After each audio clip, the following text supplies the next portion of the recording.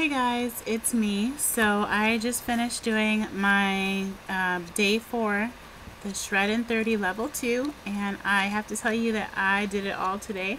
I didn't stop, I didn't pause. I felt like I was going to collapse, but I pushed through even the very last part, even the last plank, which was very hard. My arms were shaking, but I was like, I am not going to drop down. So I'm very happy. I did the beginner level, of course, not the intermediate level, but I'm so incredibly proud that I was able to get through it, and it feels good. I like the program because I feel a lot stronger physically, like my muscles. I feel empowered when I do it. That's the word. So that was my workout for tonight. And then, like I told you guys this morning, I said I was going to talk a little bit about some of the work that I did in the book that I've been reading, The Dieter's Companion by Dr. Diane Hanson. And so I'm going to talk a little bit about that tonight. And I told you guys I was in chapter 2. Well, I just finished reading chapter 2 of it, Crafting Your Vision of Success. So it was about, how do I see myself? What's the vision of success for me? How do I feel? What am I doing? Things like that.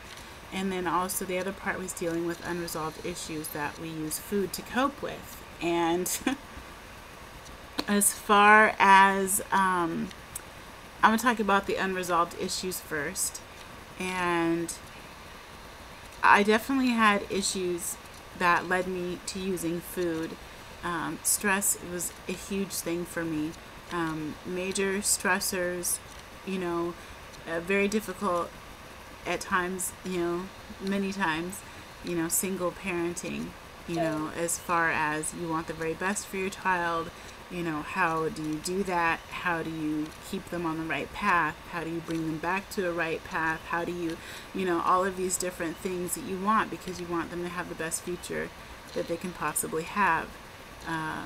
So a lot of bumps in the road there, and then also relationship stuff. And I talked a little bit about this when I first started doing videos, that a lot of the weight gain was I had the excess skin, and that was very difficult for men to deal with, and therefore it was also very difficult for me to deal with, but I just didn't want any attention because I didn't want to go over and over and over again that kind of rejection as far as the skin feels. And I don't know if I can't remember now if I went more into detail, but I grew up as far as a home, having a very loving, supportive, like mother, and having my brother, and having my father and things like that.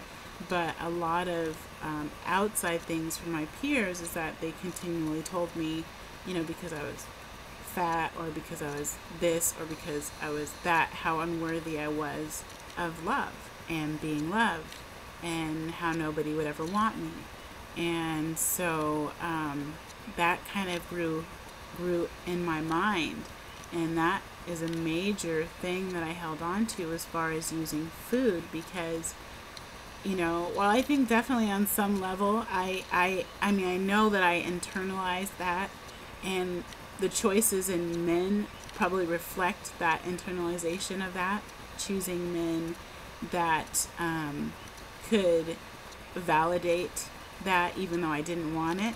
It was just such a strong feeling to choose men that did not treat me well, and would essentially say the kinds of things that they did, or use me for money or some other purpose, So I think, though, that every single time that those relationships, if I call them relationships, fell apart, I would just go right back to food again and gain more weight, and then it was just this cycle. But all of these many years of my life, I realized how strongly over the past few years, the past couple of years actually, before I started this journey, I started doing mental work. I started thinking about, where, I don't want to say where I went wrong, but what I was doing, and the patterns and the cycles, and being sick to death of the same things that I was doing. And so I started that I started thinking about that, and it was over the past couple years that I realized how strongly the people in the past that told me how unworthy I was of love affected me, because then I was so desperate to have it so that I could prove them wrong. But at the same time, I had internalized the fact of thinking that I didn't deserve it, so then you have this vicious cycle. And so in this book, it talks about, the ways that we use food, to cope with things that, fears, or cope with things we're not ready to deal with, or, just self-destructive patterns. And so there's a story in here about a woman who's older, and she doesn't have grandchildren. And that was something so set in her mind that, she had to have grandchildren, that she was very unhappy, and then she would eat because of it. And it kind of struck a chord with me because, being a little girl of these ages, we're fairy tale to death. I want a partner. I want love. I want, love and a partner coming from the opposite sex. I just want love. And, you learn these things, maybe they're definitely a part of us wanting to have somebody, I think. But drilled in really starting in childhood, and then everything is couple. And so I really latched on to that, especially more so when people told me I couldn't have it, or that I wasn't worth it. And so I think that it talks about in here that what she had to do is she had to find another way to fulfill her need for wanting that love and that attention or affection or something coming from the grandkids. And it's interesting because I didn't read this book, but I learned, that I had kind of done that in my mind. I had to detach myself and really step aside from that idea of associating my worth with being in an intimate relationship and being in a partnership and trying to find a fairy tale.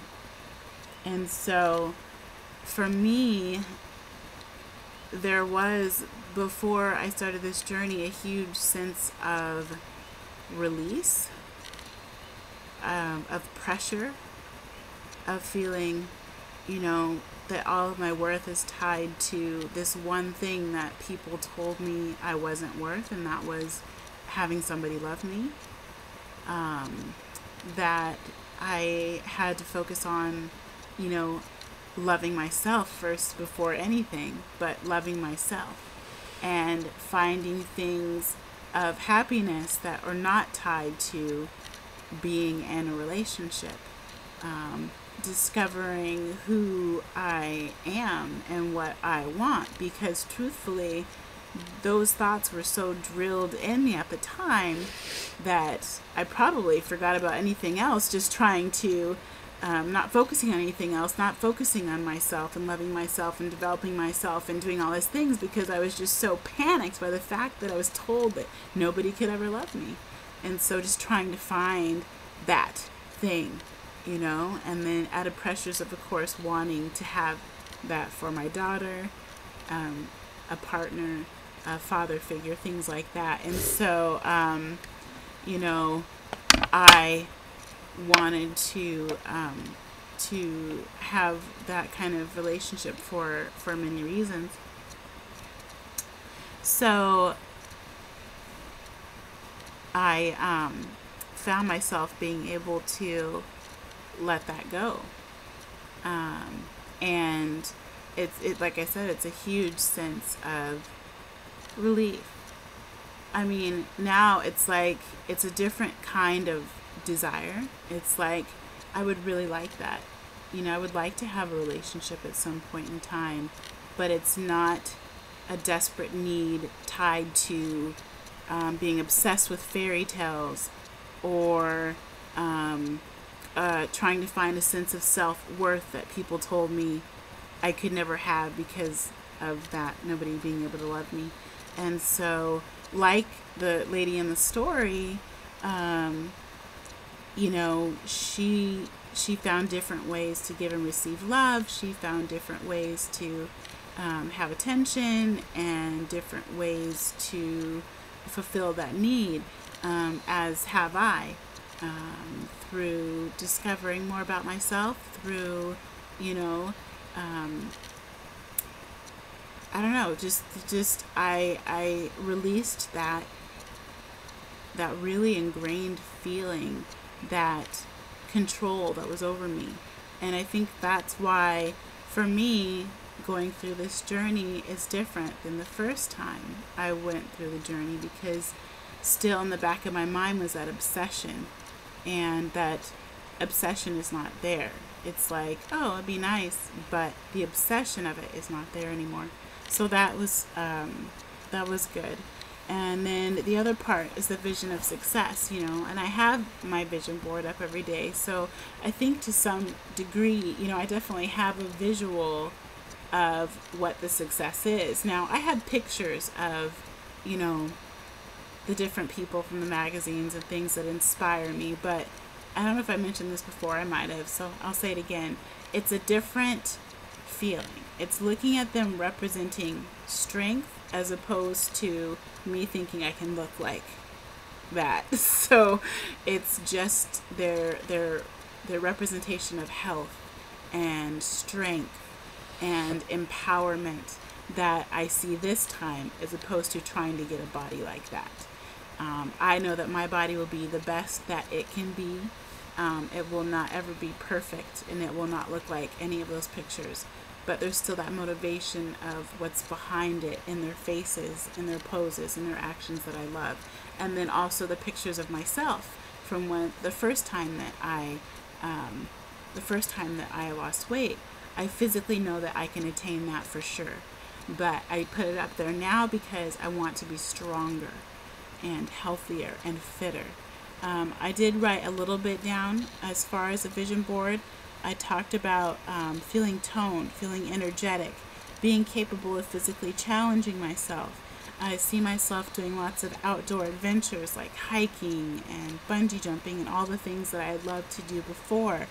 I see myself really taking in all the beauty of where it is that I live, the trees and the mountains and the ocean, and just every beautiful larger than life flower, and just everything. I see myself living out all my other dreams of entrepreneurship, walking confidently, overcoming any type of social anxieties that I have, or remnants from my past. So I see myself just blissful, having found internally, and internally, permanently, from within me, a sense of peace. So that's what we'll talk about tonight. So definitely a good book. I hope you all had a good night, and I'll post again tomorrow.